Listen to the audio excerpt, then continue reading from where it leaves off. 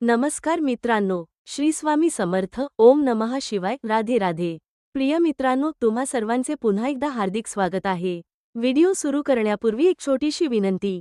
जर तुम्ही आमच्या चॅनेलवर नवीन असाल तर चॅनेलला नक्की सबस्क्राईब करा. व्हिडिओ आवडल्यास लाईक करा आणि कमेंटमध्ये श्री स्वामी समर्थ लिहायला विसरू नका. आज आपण जी कथा ऐकणार आहोत ती पूर्णपणे काल्पनिक आहे. या कथेतून कोणत्याही व्यक्ती, समाज किंवा स्त्री पुरुषांबद्दल सार्वत्रिक निष्कर्ष काढण्याचा उद्देश नाही. ही कथा केवळ मनोरंजन आणि नैतिक संदेशासाठी तयार करण्यात आली आहे. साताऱ्याजवळच्या एका छोट्याशा गावात सागर आणि त्याची पत्नी नंदिनी राहत होते. लग्नाला 7 वर्षे झाली होती. संसार अगदी सुखाचा होता. गावात दोघांचे उदाहरण दिले जायचे. सागर गावातील सहकारी बँकेत नोकरी करत होता. स्वभावाने अत्यंत शांत, कष्टाळू आणि आपल्या कुटुंबावर जीवापाड प्रेम करणारा होता. नंदिनी ही तितकीच समजूतदार होती. घरातील प्रत्येकाची काळजी घेणारी, देवभक्त आणि प्रेमाने बोलणारी. गावात कुणालाही त्यांच्या संसारावर बोट ठेवण्यासारखे काहीच नव्हते. पण प्रत्येक सुंदर दिसणाऱ्या घराच्या भिंतीआड काही गुपिते लपलेली असतात, जी बाहेरच्या जगाला कधीच दिसत नाहीत. काही महिन्यांपासून सागरला एक गोष्ट विचित्र वाटू लागली होती. रात्री जेवण झाल्यावर नंदिनी नेहमीप्रमाणे सर्व कामे आटोपत असे. त्याला दूध देत असे. दोघे थोडा वेळ गप्पा मारत आणि मग झोपत. पण रोज पहाटे उठल्यावर सागरच्या लक्षात येत असे की नंदिनी त्याच्या शेजारी नसते. काही वेळाने ती परत येई आणि शांतपणे पुन्हा त्याच्या बाजूला झोपल्यासारखी होऊन राहायची. सुरुवातीला सागरने याकडे फारसे लक्ष दिले नाही. कदाचित ती देवघरात जात असेल, अंगणात फिरत असेल किंवा घरातील एखादे काम करत असेल असे त्याला वाटत राहिले. पण ही गोष्ट रोज घडू लागली तशी त्याच्या मनात प्रश्न निर्माण होऊ लागले. एके दिवशी त्याने सहज विचारले, "नंदिनी, तू रात्री उठून कुठे जातेस?" नंदिनी क्षणभर थबकली. लगेच हसत म्हणाली, "असं काही नाही. कधी झोप लागत नाही म्हणून अंगणात जाऊन बसते." सागरने तिच्यावर विश्वास ठेवला. पण त्या दिवसानंतर त्याने पाहिले की ती उत्तर देताना पहिल्यांदाच त्याच्या डोळ्यांत डोळे घालून बोलली नव्हती. तिचा आवाजही थोडा कापत होता. त्या छोट्याशा बदलाने सागरच्या मनात संशयाचे बीज रोवले गेले. दिवस पुढे जात होते. नंदिनी दिवसातून पूर्वीसारखीच वागत होती. तिच्या वागण्यात काहीही बदल नव्हता. पण रात्री मात्र ती नेहमी त्याला झोप लागेपर्यंत थांबत असे आणि त्यानंतर हळूच उठून बाहेर निघून जात असे. सागरने एकदा मुद्दाम झोपेचे नाटक केले. त्याने डोळे मिटून शांतपणे श्वास घेत राहिला. साधारण अर्धा तासानंतर नंदिनी सावकाश उठली. तिने दरवाजा अगदी अलगद उघडला आणि घराबाहेर गेली. सागर लगेच उठणार होता, पण काहीतरी विचार करून तो थांबला. "उद्या पाहू," असे म्हणत तो पुन्हा झोपला. मात्र त्या रात्री त्याला डोळ्याला डोळा लागला नाही. दुसऱ्या दिवशी गावात त्याचा मित्र महेश भेटला. गप्पा मारताना महेश सहज म्हणाला, "अरे, काल रात्री तुझ्या घराजवळ कोणीतरी बाई जाताना दिसली. मला वाटलं नंदिनी असेल." सागरने काही उत्तर दिले नाही. पण आता त्याच्या मनातील संशय आणखी वाढला. महेशने पुढे काही बोलले नाही, पण सागरच्या मनात शेकडो विचार सुरू झाले. "ती खरंच अंगणात जाते की गावाबाहेर कुठे? ती मला खरं का सांगत नाही? मी तिच्यावर इतका विश्वास ठेवला. मग ती माझ्यापासून काय लपवते आहे?" त्या रात्री सागरने पुन्हा झोपेचे नाटक केले. यावेळी नंदिनी अधिक सावध होती. तिने आधी त्याच्याकडे पाहिले. तो गाढ झोपल्यासारखा दिसत होता. तिने सावकाश ओढणी घेतली आणि घराबाहेर पडली. काही क्षणांनी सागरही तिच्या मागे निघाला. गावात पूर्ण शांतता होती. कुत्र्यांचे भुंकणे आणि दूरवरच्या मंदिरातील घंटांचा आवाज एवढेच ऐकू येत होते. नंदिनी झपाझप चालत होती. सागर सुरक्षित अंतर ठेवून तिचा पाठलाग करत होता. काही वेळाने ती गावाच्या टोकाला असलेल्या जुन्या वडाच्या झाडाजवळ थांबली. सागर एका झुडपामागे लपून पाहत होता. अचानक अंधारातून एक सावली तिच्या दिशेने येताना दिसली. सागरच्या हृदयाची धडधड वाढली. त्या सावलीने नंदिनीसमोर येताच दोघांमध्ये काहीतरी बोलणे सुरू झाले. अंतर जास्त असल्यामुळे शब्द स्पष्ट ऐकू येत नव्हते. काही वेळाने त्या व्यक्तीने नंदिनीच्या हातात एक छोटी पिशवी दिली. नंदिनीने ती पटकन आपल्या ओढणीखाली लपवली आणि दोघे वेगवेगळ्या दिशेने निघून गेले. हे दृश्य पाहून सागरच्या पायाखालची जमीनच सरकली. त्याच्या डोळ्यांसमोर गेल्या 7 वर्षांचा संसार तरळून गेला. त्याला विश्वासच बसत नव्हता. रोज रात्री हेच चालू असतं का? हा प्रश्न त्याच्या मनात वादळासारखा घोंगावत होता. तो काहीच न बोलता घरी परतला. नंदिनीही काही वेळाने आली आणि नेहमीप्रमाणे त्याच्या शेजारी शांतपणे झोपल्यासारखी पडली.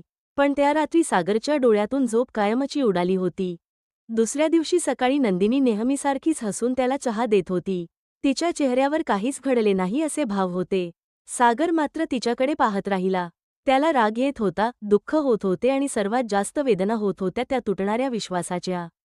त्याने स्वतःला आवरले, कारण त्याला पूर्ण सत्य जाणून घ्यायचे होते. केवळ एका रात्रीच्या आधारावर निर्णय घ्यायचा नव्हता. संध्याकाळी तो कामावरून परतला तेव्हा त्याने नंदिनीच्या कपाटात ती छोटी पिशवी शोधायचा प्रयत्न केला. बराच वेळ शोधूनही काही सापडले नाही. जणू ती पिशवी हवेत विरघळून गेली होती. त्याच क्षणी बाहेरून नंदिनीच्या पावलांचा आवाज आला. सागरने पटकन कपाट बंद केले आणि काहीच घडले नाही अशा आविर्भावात खुर्चीवर बसला. नंदिनी घरात आली. काही क्षण ती त्याच्याकडे एकटक पाहत राहिली. मग शांतपणे म्हणाली, आज तुम्ही माझ्या कपाटात काही शोधत होतात का? सागरच्या चेहऱ्याचा रंग उडाला. तो उत्तर देण्याआधीच नंदिनीने हळू आवाजात एक वाक्य म्हटले, तुम्ही आज रात्री माझ्या मागे पुन्हा आलात तर कदाचित असं सत्य पाहाल ज्यामुळे आपल्या दोघांचं आयुष्य कायमचं बदलून जाईल. त्या रात्री सागरला एक क्षणही झोप लागली नाही. नंदिनीने बोललेले ते एकच वाक्य त्याच्या मनात सतत घुमत होते. तुम्ही आज रात्री माझ्या मागे पुन्हा आलात तर कदाचित असं सत्य पाहाल ज्यामुळे आपल्या दोघांचं आयुष्य कायमचं बदलून जाईल. त्या वाक्यात भीती होती की इशारा होता हे त्याला समजत नव्हते. दुसऱ्या दिवसभर तो कामावर असला तरी त्याचे मन घरीच अडकले होते. प्रत्येक क्षणी त्याला वाटत होते की आज रात्री जे काही होणार आहे त्यानंतर त्याचे आयुष्य पूर्वीसारखे राहणार नाही. रात्र झाली. दोघांनी शांतपणे जेवण केले. नंदिनी नेहमीप्रमाणे वागत होती. तिच्या चेहऱ्यावर ना घाई होती ना भीती. सागरनेही काही विचारले नाही. त्याने पुन्हा झोपेचे नाटक केले. साधारण मध्यरात्र झाली आणि नंदिनी उठली. मात्र आज तिने दरवाजाकडे जाण्याऐवजी सागरच्या उशीजवळ एक छोटी चिठ्ठी ठेवली. ती शांतपणे घराबाहेर निघून गेली. काही मिनिटांनी सागर उठला. त्याने चिठ्ठी उघडली. त्यावर फक्त एवढेच लिहिले होते, जर माझ्यावर अजून थोडासा विश्वास असेल तर आज माझ्या मागे या. पण जे काही पाहाल त्यानंतर घाईघाईने कोणताही निर्णय घेऊ नका. सागरच्या हाताला घाम फुटला. तो चिठ्ठी खिशात ठेवून तिच्या मागे निघाला. आज नंदिनी नेहमीच्या वडाच्या झाडाजवळ थांबली नाही. ती गावाबाहेरच्या जुन्या पायवाटेने पुढे चालत राहिली. काही अंतरावर एक मोडकळीस आलेले घर होते. त्या घरात मंद दिवा पेटला होता. नंदिनी आत गेली. सागर सावकाश खिडकीजवळ गेला आणि आत डोकावले. त्याने जे पाहिले ते पाहून त्याचा श्वासच रोखला गेला. घरात एक वयोवृद्ध आजी अंथरुणावर पडल्या होत्या. त्यांना उठताही येत नव्हते. नंदिनी त्यांच्या जवळ बसली होती. तिने त्यांच्या कपाळावर हात ठेवला, औषध दिले, पाणी पाजले आणि घरातून आणलेला डबा उघडून त्यांना प्रेमाने जेवू घातले.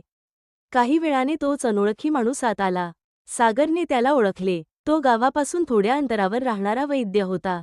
त्याने नंदिनीला औषधांची छोटी पिशवी दिली आणि म्हणाला, आज ताप थोडा कमी आहे. उद्या पुन्हा औषध आणतो. नंदिनीने त्याचे आभार मानले. सागर पूर्णपणे गोंधळून गेला. तो काही क्षण तिथेच उभा राहिला. इतके दिवस तो जे काही समजत होता त्याच्याविरुद्ध चित्र त्याच्या डोळ्यांसमोर होते. काही वेळाने नंदिनी बाहेर आली. तिला सागर दिसला. ती शांतपणे त्याच्याजवळ आली. तिच्या डोळ्यांत अश्रू होते. ती म्हणाली, आता सत्य लपवण्यात काही अर्थ नाही. दोघे घराच्या अंगणात बसले. नंदिनीने हळूहळू बोलायला सुरुवात केली. या आजींचा या जगात कोणीच नाही. काही महिन्यांपूर्वी मंदिरात मला त्या बेशुद्ध अवस्थेत सापडल्या. गावातील काही लोकांनी मदत केली पण नंतर सगळे आपापल्या कामात गुंतले. मी त्यांना एकटं सोडू शकले नाही. म्हणून रोज रात्री त्यांच्याकडे जाऊ लागले. दिवस गेले असते तर गावभर चर्चा झाली असती. काही लोक वेगवेगळे अर्थ काढले असते. म्हणून मी शांतपणे रात्री जाऊ लागले. सागरने विचारले, मग मला का नाही सांगितलंस? नंदिनीने मान खाली घातली. कारण तुझ्यावर आधीच कामाचा खूप ताण होता.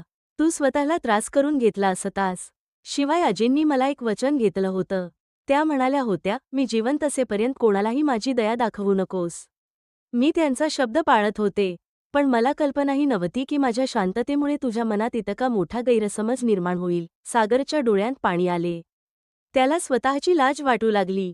त्याने नंदिनीचा हात हातात घेतला आणि म्हणाला, मी तुला दोष देण्याआधी सत्य जाणून घेतलं, हे बरं झालं. नाहीतर आपल्या विश्वासाचं नातं एका गैरसमजामुळे तुटलं असतं. नंदिनी रडत म्हणाली, माझीही चूक झाली. चांगल्या हेतूने का होईना पण मी तुझ्यापासून सत्य लपवलं. नवरा बायकोमध्ये गुपितं वाढली की संशय जन्म घेतो. दुसऱ्या दिवसापासून सागरही तिच्यासोबत त्या आजींची सेवा करू लागला. गावातील काही विश्वासू लोकांनाही त्यांनी या गोष्टीची माहिती दिली. काही दिवसांत त्या आजींसाठी गावकऱ्यांनी मिळून छोटी व्यवस्था केली. जे लोक आधी कुजबूज करत होते तेच आता सागर आणि नंदिनीच्या कामाचं कौतुक करू लागले. काही दिवसांनी त्या आजींनी शांतपणे या जगाचा निरोप घेतला. शेवटच्या क्षणी त्यांनी सागर आणि नंदिनीचा हात हातात घेतला आणि म्हणाल्या, देव तुमचा संसार सुखाचा ठेवो. तुम्ही माझ्यासाठी मुलगा मुलगी बनलात. त्या शब्दांनी दोघांच्याही डोळ्यांत अश्रू आले. त्या दिवसानंतर सागर आणि नंदिनीने एक नियम केला. आयुष्यात कितीही कठीण प्रसंग आला तरी एकमेकांपासून कोणतीही महत्त्वाची गोष्ट लपवायची नाही. कारण अनेकदा सत्यापेक्षा गैरसमज जास्त धोकादायक असतो. संशय हा विश्वासाचा सर्वात मोठा शत्रू आहे आणि संवाद हा त्यावरचा सर्वात प्रभावी उपाय. मित्रांनो, या कथेचा संदेश अगदी साधा आहे. अनेक वेळा आपण अर्धवट माहितीवरून निष्कर्ष काढतो, पण प्रत्येक गोष्टीमागे दिसतं तसंच सत्य असतं असं नाही. म्हणून कोणावरही आरोप करण्यापूर्वी संपूर्ण सत्य जाणून घेणं गरजेचं आहे. विश्वास, संवाद आणि समजूतदारपणा हेच प्रत्येक नात्याचे खरे आधारस्तंभ आहेत. जर ही कथा तुम्हाला आवडली असेल तर व्हिडिओला नक्की लाईक करा आणि कमेंटमध्ये श्री स्वामी समर्थ असे लिहून तुमचे मत आम्हाला जरूर कळवा. श्री स्वामी समर्थ. जय श्रीराम, जय श्री हनुमान, जय श्री कृष्ण, जय माता लक्ष्मी.